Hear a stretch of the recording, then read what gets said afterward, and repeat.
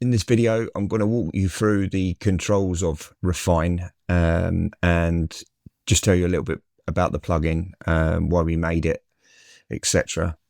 So the idea behind Refine was we always kept saying different terms regarding sounds and mixes and production when we listened to, say, a mix or a certain sound, where we would say, oh, it needs more body, it needs more warmth, it needs to be cleaner, etc. So our idea was to make a plugin so you can achieve those results faster.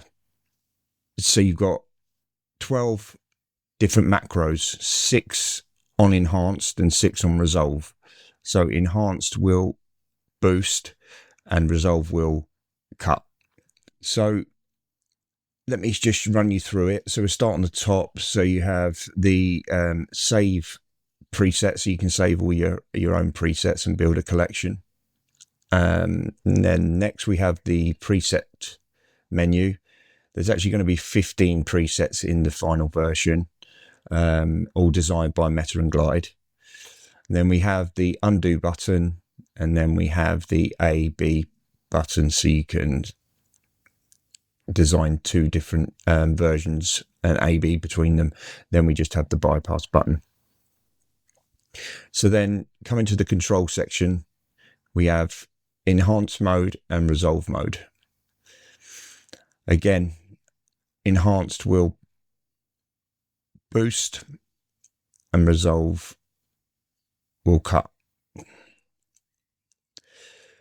Down from there we have the bandwidth. So if I boost the warmth, it starts in natural, and then you can tighten the bandwidth. You can see the curve go tighter, or then you have broad, which is a much broader curve. Down from that we have the filter section, so you can apply your low cuts just by pulling the slider to the right. That goes up to 200 hertz, and then you can have the cut in mid and side or in stereo. Underneath that we have the high cut, so it works the same but just in the opposite direction, and that goes up to 5k. Underneath that you have the elevate button. What this does is it will bring sounds forward in the mix.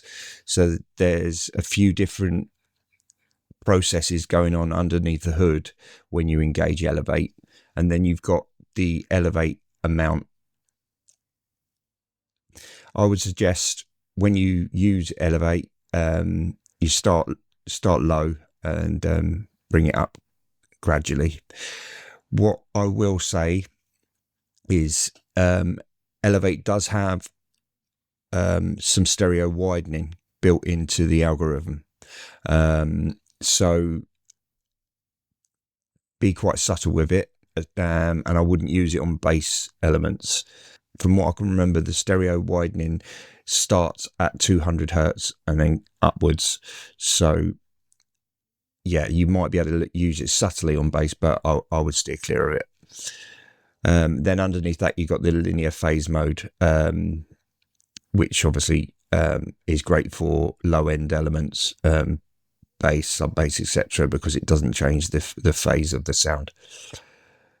Okay, moving on from that, we then have the macros. So the body is a low end, warmth would be your low mids, clarity is your mids, and presence, bite is sort of like your high mids, and then air is obviously your top end. Now on each macro you can see there's a D, an M and an S. The D stands for dynamic, so when you press it, it will engage the dynamic EQ, or dynamic band rather, and then it will move to the sound automatically. There's no threshold, no other controls, it's just all automatic. And then your M and your S is obviously your mid side, and then you have a solo button as well, which you can obviously solo whatever band you're on.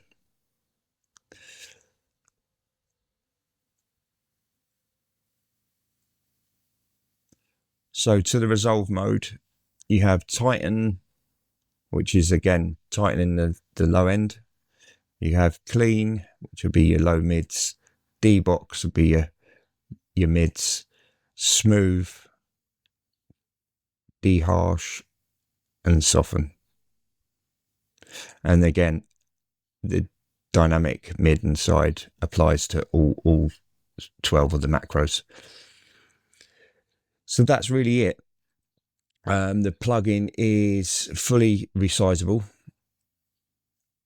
so you can resize it bigger or smaller to get it out of the way. So that's it. So what we'll be doing in the next video is I'm going to be EQing a kick. So I'll see you in the next video.